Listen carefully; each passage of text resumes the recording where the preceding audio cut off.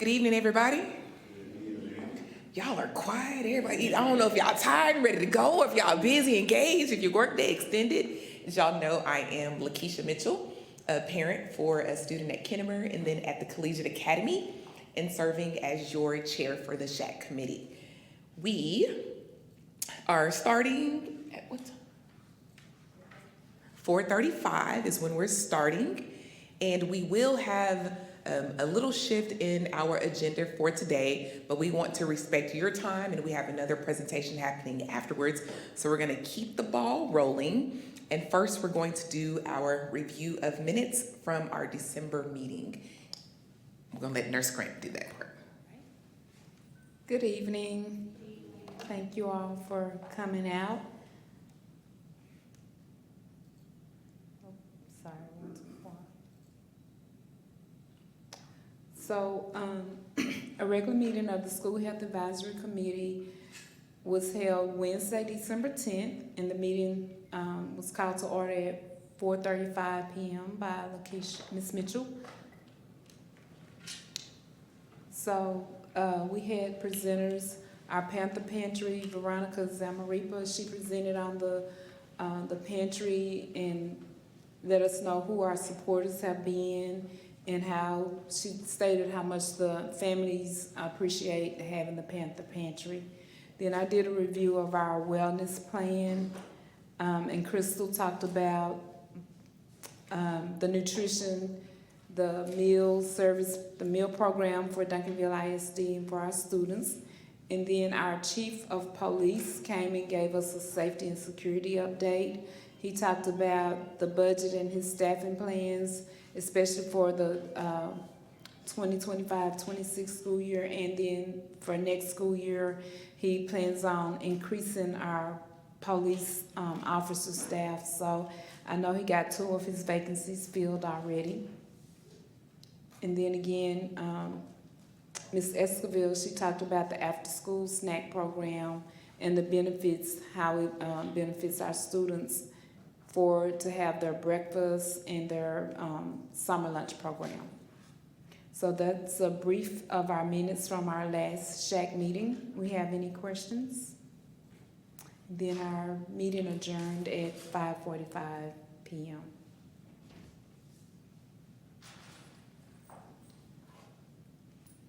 Thank you, Nurse Grant. And I'm sorry, y'all, it didn't even dawn on me that we hadn't seen each other since December. Happy New Year. And it seemed awkward saying that, but it's already mid-February. Like, this year is flying by.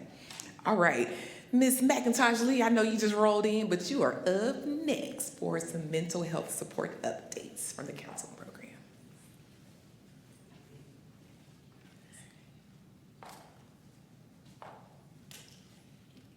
All right, good evening. I am Brandy Lee, and I am honored to serve as the Director of Counseling for Duncanville ISD. And so this evening I've been asked to provide just a few pieces of information regarding our Duncanville Counseling Department as it relates to the services and supports that we provide for mental health for our students as for our staff. And so I will start with what comprises a comprehensive counseling service and program. The Comprehensive Guidance Program or Counseling Program in Texas is data-driven, and we look at all points of data. We look at attendance, we look at discipline, we look at academics, we look at just really what's going on with the whole student to gather information about how we can best service that student. That helps us to develop a program that is aligned to Texas Education Agency resources and requirements, and also to the American School Counseling Association standards. These support students' academic achievement, college and career readiness, social emotional development in other areas. It also provides a program that is equitable, preventative, and responsive to the services and the needs of our students. And the way that we provide those services to our students are in several ways, but particularly in four different ways. Through collaboration with our parents and our families, we meet the students' needs, number one, through individual counseling. That's one-on-one support, being able to talk with the student about what's going on with them individually and privately. And so that allows us to just kind of build that relationship and build that rapport to ensure that we are meeting the unique needs of each student. We also provide supports through group counseling. When peers are able to sit with their peers and have conversations, they find ways to collaborate. They find ways to help support each other through commonalities, common challenges, and just building that overall community. The third way that we provide counseling services is through crisis and grief counseling. While we by no means want this to be a daily part of our students' routine, it is a reality. And so we want to make sure that we are providing that immediate intervention and support during those difficult times. And then finally, we provide counseling services through academic, career, and social and emotional development. And that again helps us to have a more holistic approach across all grade levels. Continuing on with our supports, we want to dive a little bit into social and emotional learning in our curriculum. How we are building essential life skills throughout the school year. The curriculum that we currently use is our second step curriculum. It is an evidence-based program for our kindergarten through 8th grade students that focuses on teaching empathy, emotional management and regulation, and problem solving. We also embed within our curriculum locally developed curriculum. It's customized social and emotional learning instruction for all students, and it is aligned to district needs and the values that are based on our Panorama Education Survey results. We have year-round implementation, which allows us to provide consistent skill building and integrate it into the school learning experience. Responsive services is the next category I want to focus on, which is providing the immediate support where students need it most. That can be through mental health concerns, that can be through emergency response, or accessible support. And so when we talk about mental health concerns, that allows us to refer out if needed for professional intervention for students who may be experiencing emotional traumas or emotional difficulties and psychological challenges. It also allows us to partner with those agencies so that we can ensure that we know more about what's going on with the student so we can continue to meet those students' needs holistically. The emergency response portion of our responsive services is that more rapid support that's provided during crisis situations to ensure safety and the overall well-being of students. And then the accessible support allows our counselors to provide that timely assistance when those issues arise. We're going to focus now just a little bit on our student support counselors, which are a very vital part of our overall counseling and guidance program. If our student support counselors, number one, focus on students' needs, what's going on. It is on a focus on meeting their academic needs, their career needs, their social and emotional needs. This is very, very important because we know that when those basic foundational skills aren't met, those needs aren't met, it's very difficult to be successful in your life. In a student's world, every day in class, and just coming to school, it can just be a challenge if those basic foundational needs aren't met or at least addressed and giving them some kind of ways of coping through what's going on. The next layer that the ways that our student support counselors are available for students is through support. And so while we want to start with what can get our students the help that they need and the resources that they can use quickly, we want to start with what I can do on a regular basis for myself. What do I have access to? How do I have those coping skills? How do I use those? We also want to layer it in when that isn't working, or maybe I need more of a little bit of a pat or push. Then we have a tiered approach. And so that tiered approach can sometimes lead to providing tier 3, counseling, crisis planning, and connecting our families to resources. And so it's similar that when you go to the doctor for a medical need and you know that I just have a cold, or maybe you know I have the flu, or I get something a little bit more serious. We need to layer it in so that we can continue to support you at the foundational level and then building on to those areas that may require just a little bit more intervention. And then finally, all of our students have access to the school counselor and a student support counselor. They are professional staff who are delivering individual counseling, group counseling, as well as responsive services counseling. And then finally, just the areas that our Tier 3 services really delve into and focus on are self-management, which is emotional regulation strategies to help students manage their feelings and thoughts and responses. That's very, very important. Self-awareness, understanding who I am as a person. What are my emotions? What are my thoughts? What are my strengths? What are my areas for growth? Responsible decision-making. It is very, very important that we are helping our students to understand the impact that their decisions have on the outcome of their days, the outcome of their future, and just the outcome of what's going on right now. And so it's very important that they understand how responsible decision-making really plays a strong part in that. And when they're not making responsible decisions, it can have impact on them that they're not prepared for. Relationship skills, building healthy connections and communication abilities. Again, it's all about communicating in a way that we can say what we need to say in a way that others can receive it.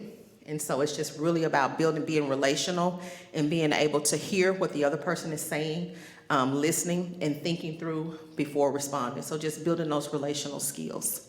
Social awareness, understanding diverse perspectives and showing empathy.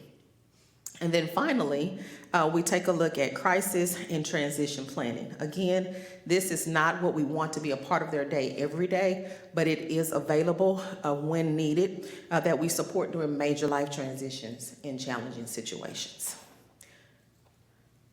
So where are our student support counselor responsibilities? We're going back to that data-driven services, taking a look at overall academics, behavior, discipline, everything that's going on with the student. And we use this to identify what services our students may need support in and who actually needs those supports. We provide documentation, maintaining accurate student counseling so that we can continue to have a very high level and supportive level of care. We provide staff training through, our counselors provide staff training through social and emotional training. We have mental health Mondays for our staff, as well as ongoing training and supports for our educators in the classroom throughout the school days and throughout the school weeks. Professional development. Our support counselors are experts in leading district professional development through classroom management and just really being versed on what's current and what can have an impact in a large way for our staff so that we can impact our students and keep them safe and moving forward.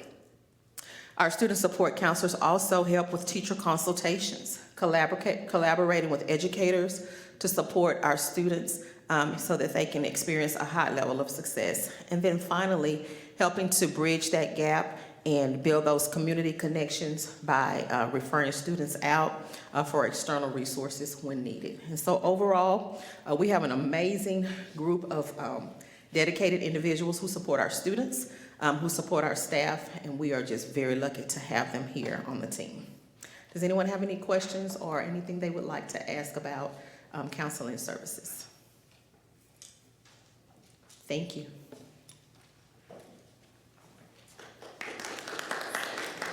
Thank you so much for that review. Y'all know I get an F in hospitality every single time. I forgot to mention this part. If you guys could please sign in if you have not done so and help yourself to refreshments that are there. And going back to Ms. Lee's conversation about the need for the overall emphasis for social emotional learning, did y'all see the article that came out that said for the first time ever, Gen Z is the first generation that is not more intelligent than their parents? Did y'all see that?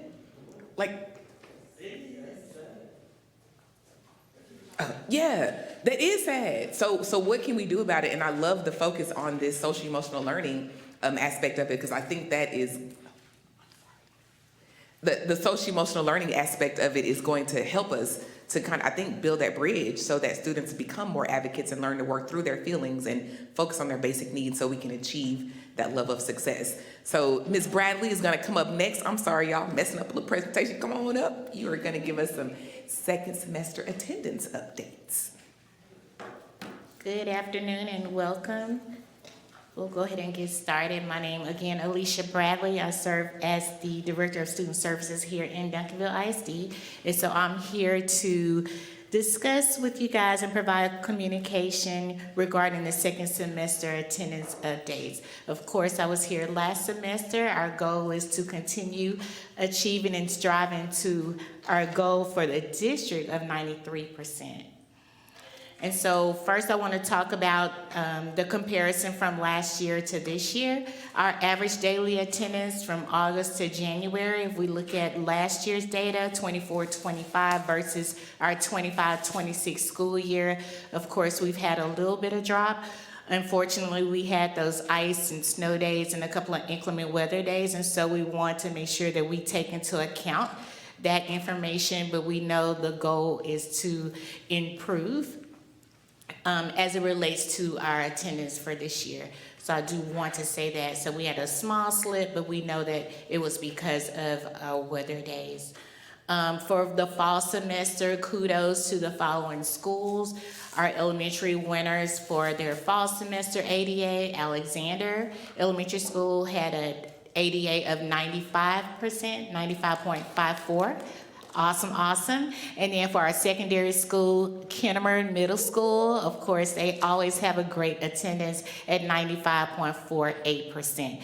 Alexander snuck in there for a couple of years since I've been here. It's been Hyman, it's been Fair Meadow, and so with some leadership changes, some movement, some attendance incentives and so forth, Alexander has been gaining, and so we're super excited. The fall semester ADA is 92.53%. And so if you take a look at the end of the fall semester, which that correlates with the December date, and then looking at the January, if we go back and look at our ADA for 25-26 school year, you can see where we had the drop in January, okay? Again, our ADA winners for the fall semester, and so kudos to them. They had a shout out during our last principals meeting, and they had an opportunity to take pictures with our superintendent.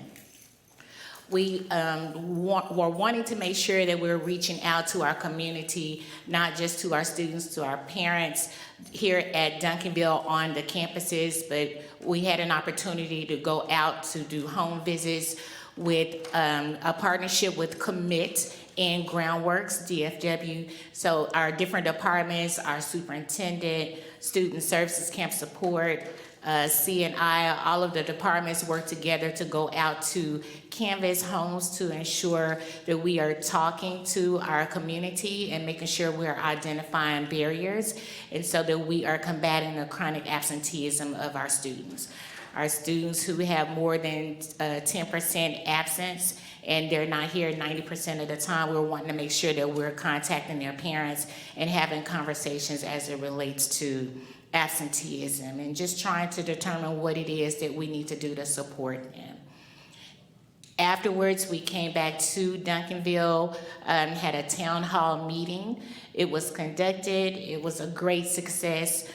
Just making sure that we're talking to our community, sitting down and having the conversations. We had staff members here, as you see, we had our superintendent as well as Ms. Hudson, different people from different departments as well as parents and community. Even some of the Groundworks individuals came out and worked with us again to come in, have conversations about our findings from the home visits as well as to sit down and talk about, again, barriers. This town hall meeting was conducted here in Duncanville, but we had the opportunity to do a virtual meeting as well, and so we were able to communicate with those individuals who did not have an opportunity to attend in person. So, okay, with that being said, we do have our spring attendance initiative that we rolled out this month. Champions attend, champions win. And so our goal for the district is to ensure that our campuses are scoring a higher or achieving a higher ADA in the spring than they did in the fall. So each individual campus have goals set for themselves. We know that the goal is for the district is 93%. However, we want to make sure that if we had a 95%, say for instance, like Alexander had a 95% attendance, then we want to make sure that they not only meet their goal, but they exceed their goal for the spring semester. So I'm excited to see the work that they're doing on the campus. They also have a social media competition that they'll be doing. So hopefully you'll have an opportunity to see the different competitions on the social media pages on Facebook, Instagram, and so they should be posting different things with the hashtag champions attend, champions win. And so we are competing as it relates to that. They're getting points, and so we'll have winners each month as well. Just getting the word out to the community, just making sure that they are informed, that we provide communication as it relates to attendance and how important attendance is. Not just for the fact that our students need to be in the seats to learn, but also for funding purposes and resources for our students. Again, the goal for our district is 93%. For each level, you'll see there 96% for elementary, middle school, 95%, and 94% high school. But again, if they've already met that goal in the fall semester, then we're wanting to exceed for the spring semester. That concludes my presentation. Thank you. Thank you. And y'all know that's a tough one, attendance. It's one of those, we know we need the butts in the seats, but we can't go to the house and drag them out. So I love that social media challenge of telling your story and getting the narrative out there so our kids and our parents understand the value. All right, Ms. Hudson, you want to come on up and talk about our bullying prevention efforts?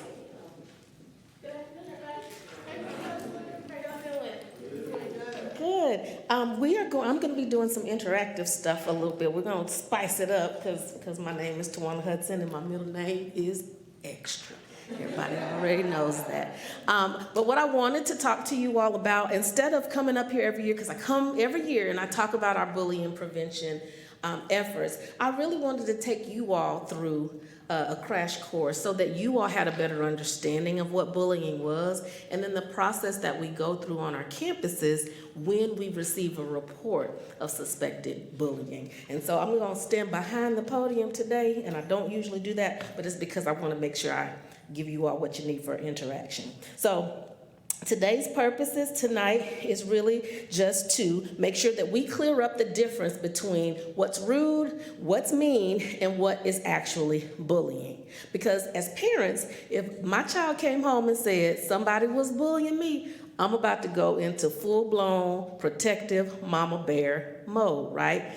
We get reactive, but I want you to know what the legal definition is of bullying and then what we do on campuses so that we can investigate these claims. So that's what we're going to do.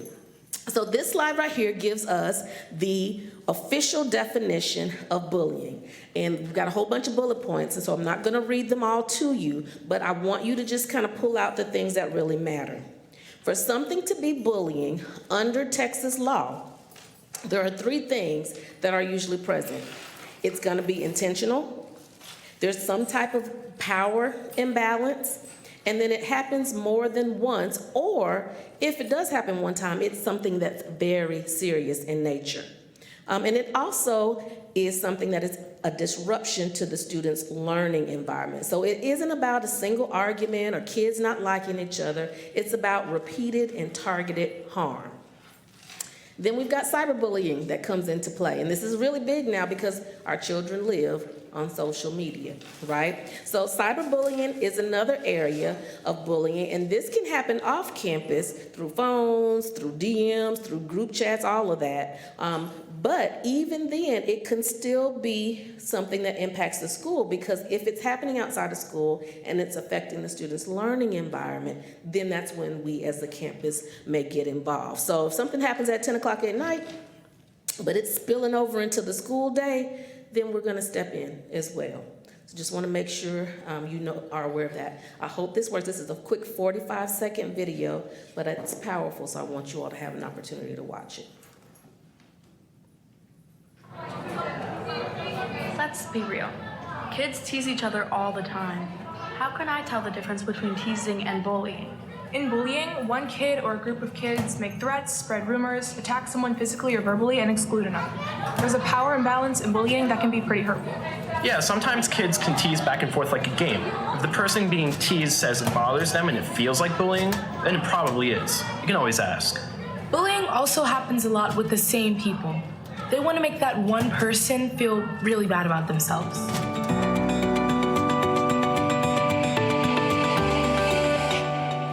So that's one of those very quick, short snippets that we are able to use with students to really get it down to their level so that they can understand the difference between the two. Let me get myself back on full-blown presentation mode here. There we go.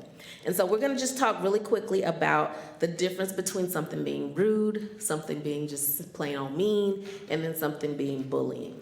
So rude is inconsiderate behavior. It's not planned, it may be impulsive, poor manners, but it's not something that intentionally may hurt someone, okay? It may hurt their feelings if they are a victim of it, but it's not something that is intentional. It's really one of those things that spontaneously happens, and it's not in good faith, right? Mean is something that someone can do with intention, so that's different, but it usually happens just once or twice. So this is a comment maybe about what somebody looks like or their clothes, saying something that might embarrass someone. But this is sometimes where parents start to lean in. And this is where parents start getting involved and maybe feeling like, hey, my child is being bullied because they've come home and they've reported this information to me. But the key is, with bullying, it's intentional, it's repeated, and it involves that power imbalance. The power imbalance, it could be physical size, it could be, someone's really popular and they're turning other people against the other student. It could be even social influence in some way, shape, or form. But the key piece is that it's something that keeps happening. Even after the student expresses that it's hurting their feelings or they're asking them to stop, it continues to go on. That's when we start treading into bullying territory. So administrators have a checklist that they go through, and this is really important for you to know, because we don't just decide out of emotion that someone is being bullied. They have a checklist that is aligned to Texas law. We have certain criteria that it has to fall into. We even have potential guiding questions to ask as we're investigating these claims. And the reason why we do this is because it protects all of the students who are the victims, but also the students who are being alleged as the bullies, so that we are being consistent in how we process these, and then making a decision that is an informed decision about whether or not it is bullying, and then what consequences come from it.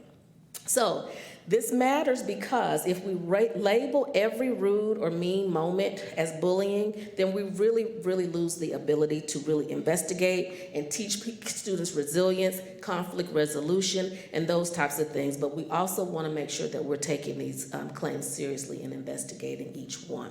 So what I want to do, and we're just going to group you as table groups. So some people may want to kind of you might want to huddle up, or some people may want to come to the front of the table. I don't know how you want to do it. Or this group may want to turn around and be with that group, and this group turn around and be however you want to do it. But we're going to have a few groups, and I've got some scenarios, and you're going to put your administrator hat on, okay? And we're going to try to determine if this is a bullying situation, okay? Here we go. So here's the first scenario. Lee waits for Jesse every day after school on the bus stop. Lee is much larger in stature, and he does not like Jesse. Almost every day, he confronts Jesse by knocking his books from his hand, and Jesse does not do anything to retaliate. So I want you to turn around first and talk and see if you think this is bullying, and then we're going to put it through the checklist.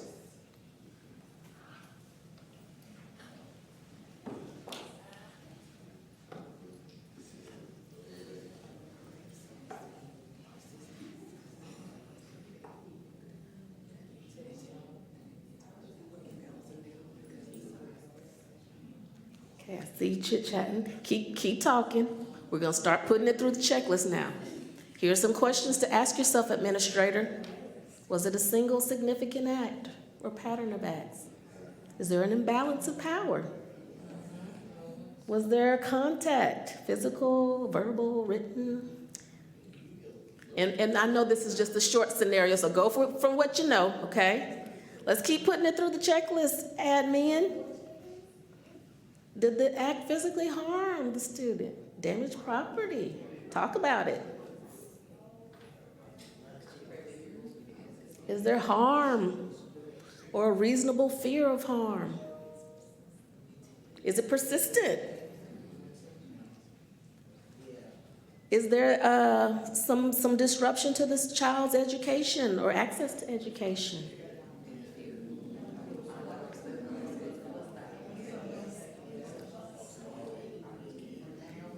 All right. Administrators, it's on you.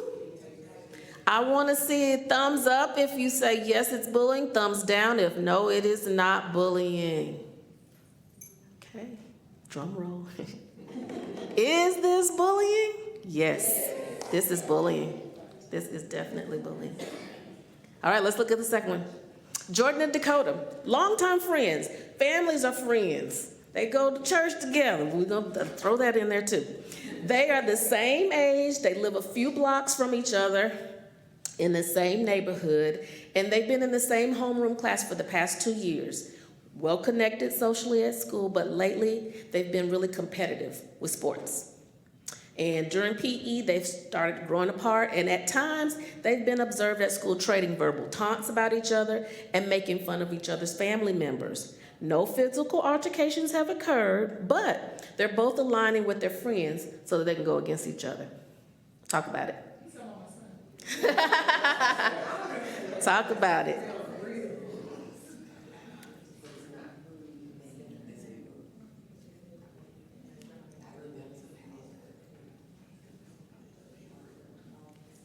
I'm letting you look at the scenario in chat, and then we'll put it through the checklist in a moment.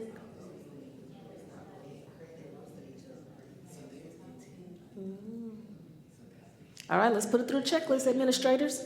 Is it a single significant act? Is it a pattern? Is there an imbalance of power here? Physical, verbal? Any physical harm happening? Or is there a fear of harm? Is it persistent enough, intimidating enough, threatening enough to abuse the educational environment? Is it disrupting the school day? Is this bullying? Thumbs up if you say yes, thumbs down if you say no. Look at y'all. Do I need to give y'all all administrative certificates? No, this is not bullying. All right.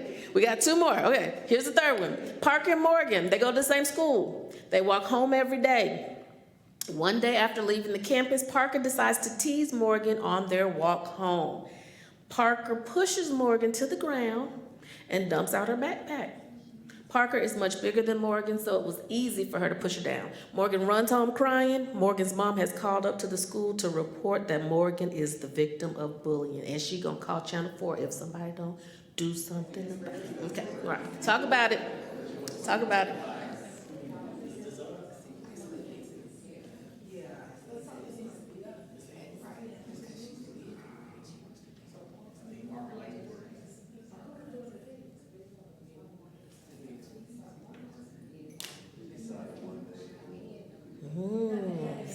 Not always cut and dry, is it? Let's put it through the checklist, administrators. Yep.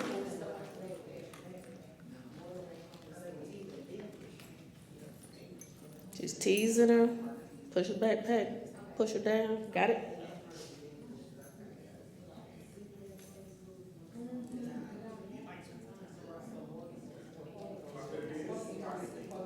We don't know if Parker's a boy or a girl. We don't know if Morgan is a boy or a girl.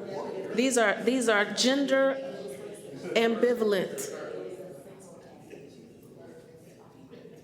All right, let's put it through a checklist. Was it a single significant act? Was it a pattern? Is there an imbalance of power? Has there been some physical contact here? Is anyone harmed? Was there damage to property?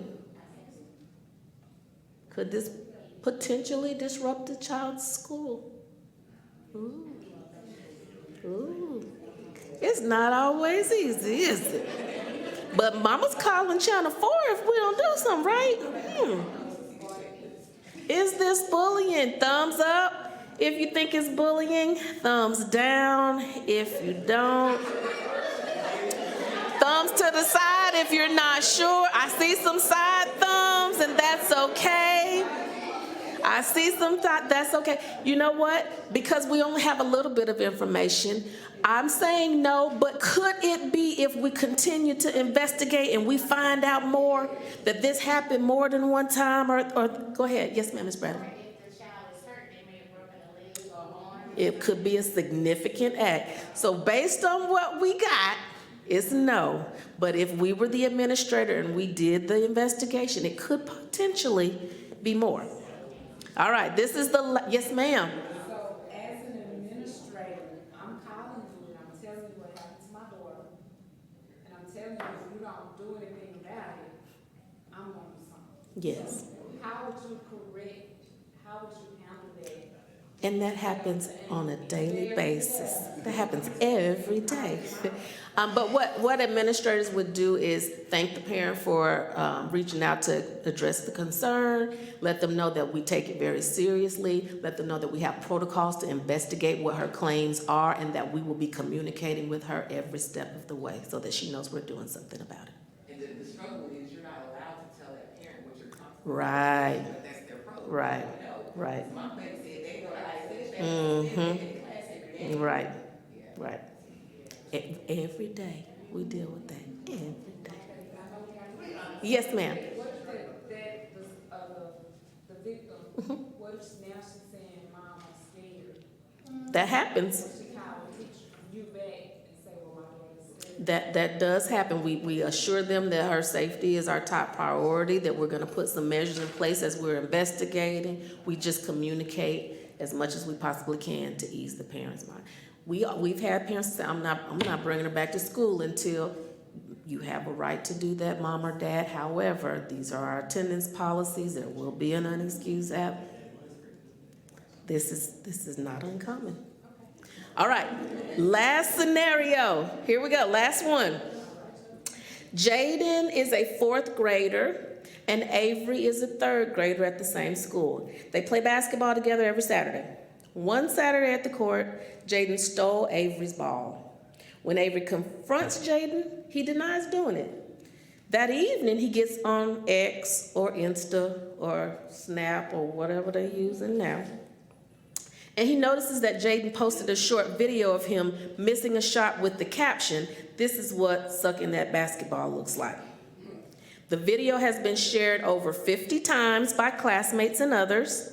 And on Monday, students in school are laughing at Avery while they're walking through the halls. He's been unable to focus in class because of the laughing. Talk about it. Ooh.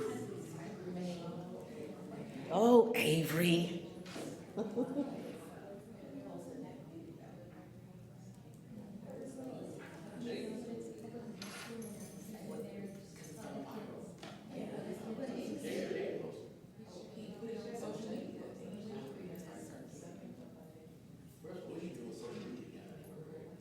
Oh, but they do.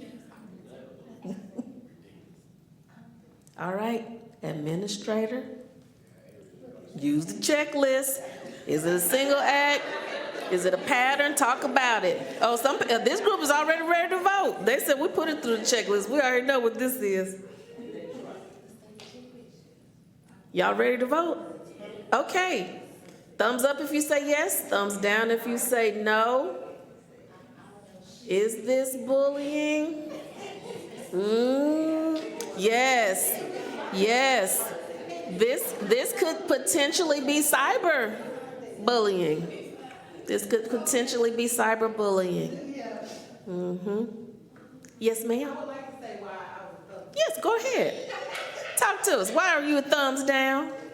I'm not gonna tell them the real scenario that just happened, because it's being recorded and my son will kill me. But, that scenario happens quite often. It does. You can tell it's 2 teens that have some issue, and they don't say the person's name. they subtweet, or what, I think that's what they call it. But everybody know who they're talking about. Know about it, and then it goes viral.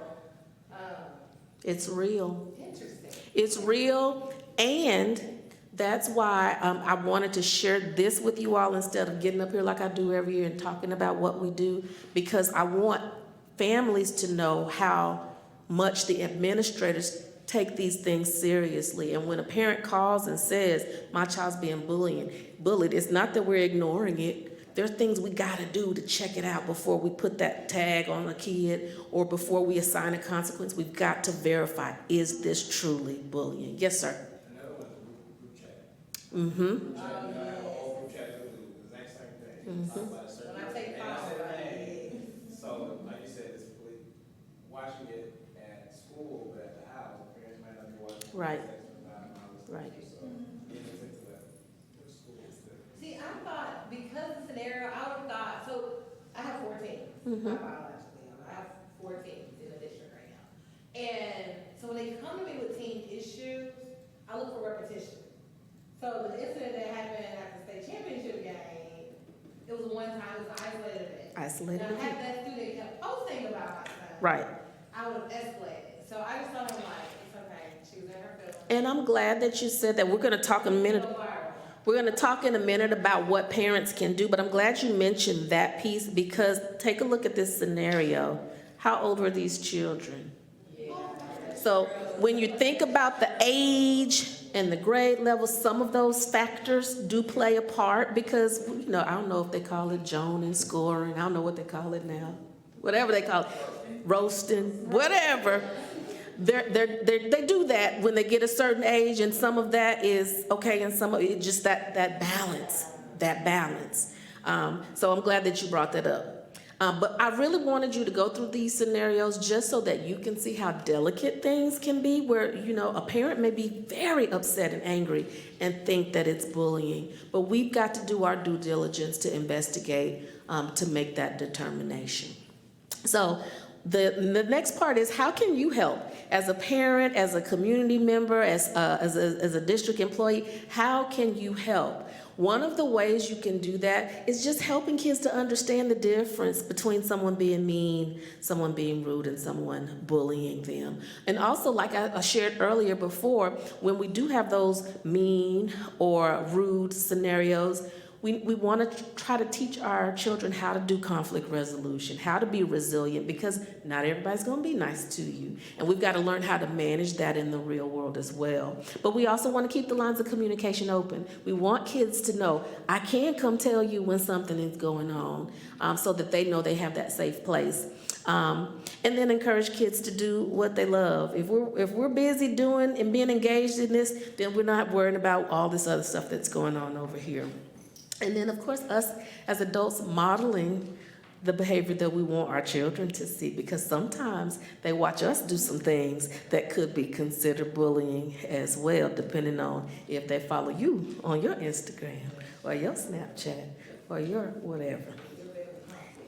And then the other thing is, especially for the littles, really helping them to understand the difference between tattling and reporting, because we don't want students to not feel like they're going to be a tattletale. We want them to report. If they see something, if they hear something, we want them to say something, because we don't want a child to be victimized and we not have any idea that it's going on. We want to be able to investigate each scenario that comes up. So just want to let you all know that all students should be informed about how to report bullying.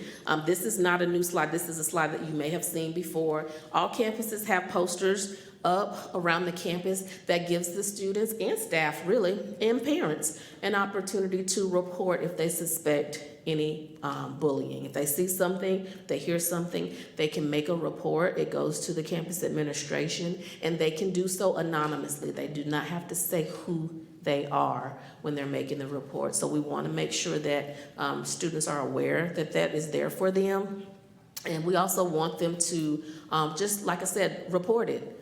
know the difference between tattletaling and really saying, I'm going to report this because I feel like this is something that someone needs to know. And so I just wanted to let you know that we do have these around all of our campuses. And you all have already asked me some questions, but if there are other questions, I'm happy to try to answer them for you. Not a question, but a comment. I think the thing that's important to remember is being proactive and educating parents about bullying, because if you attempt at a moment that something happened and their kids being bullied, they're coming up their hospital, and you trying to say, man, this is not bullying because of this, isn't it? They don't want to hear that. Right. So I think the more we can get in front of that, Yes. and letting parents know that, the first positive contact, what it is, it helps to.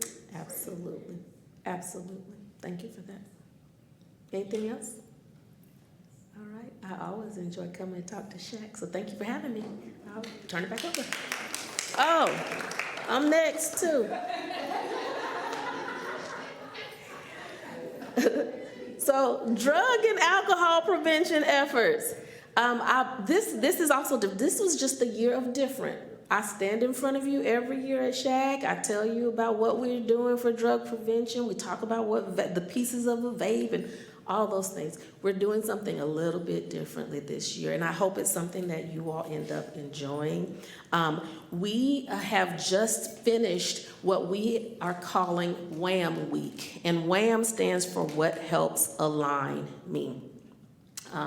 And this week was really designed to help build awareness for drug prevention, but also to help students start feeling like there is some belonging here on the campus, motivating them, empowering them to know that if I have things that I can tap into that help align me, then drugs are not things that I need to use. And so we've had some programming throughout this.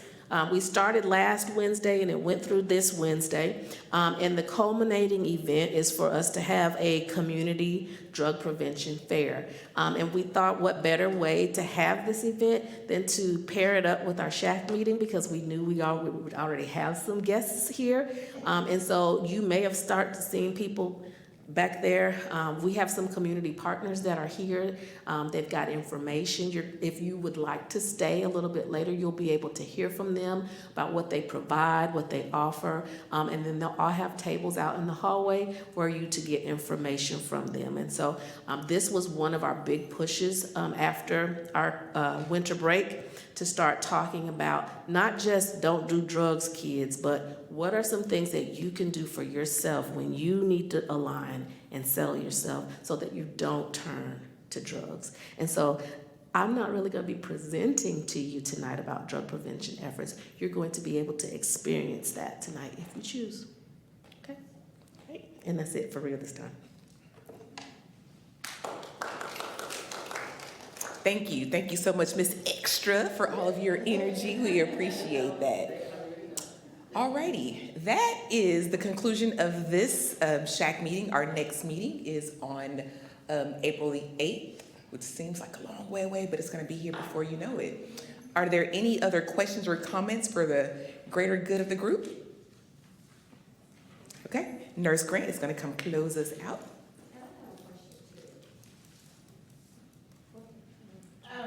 In this safe space, I had a parent ask me if I knew anything about a walkout happening in our district. And this was just asked yesterday. And I was like, well, I actually have a meeting tomorrow. So I don't have to have dialogue about it. There are a lot of our leadership in the district. So I'm just putting it out there just so y'all can, okay. And shout out to Duncanville, because I've been at several of our events where our guests have not been as welcoming, but our security and our safety team and our administrators have done an amazing job making me feel safe as a parent when I'm in those situations. So I do want to publicly, from a safety standpoint, give our district kudos. So I just want to add, thank you all again for coming, but also, as you know, we're getting ready close to the end of our SHAC committee meetings for this school year. So as you leave today and as you're coming back month after next, April 8th, think about, is there a position that you would like to hold? Because our awesome, wonderful president has served for 2 years. And so, I mean, doesn't mean that we don't have to vote her back in, but but I just want to put that out there that there will be office positions open. And so if there's something that you may want to think about, just see me between now and in April, and then we can discuss so that, and also continue to invite parents to be a part of SHAC, because we do need the parents. And if you have students, we do need students to participate in SHAC as well. So thank you. So that's it. You all are welcome to stay. We're gonna transition. Make sure you've signed in, and refreshments are over there if you would like some more. Then So the event is officially gonna start at 6, but like I said, the vendors are already out in the hallway, so if you wanna grab something to eat, hang out, go say hello, you can do that, but we'll start that program at 6 o'clock.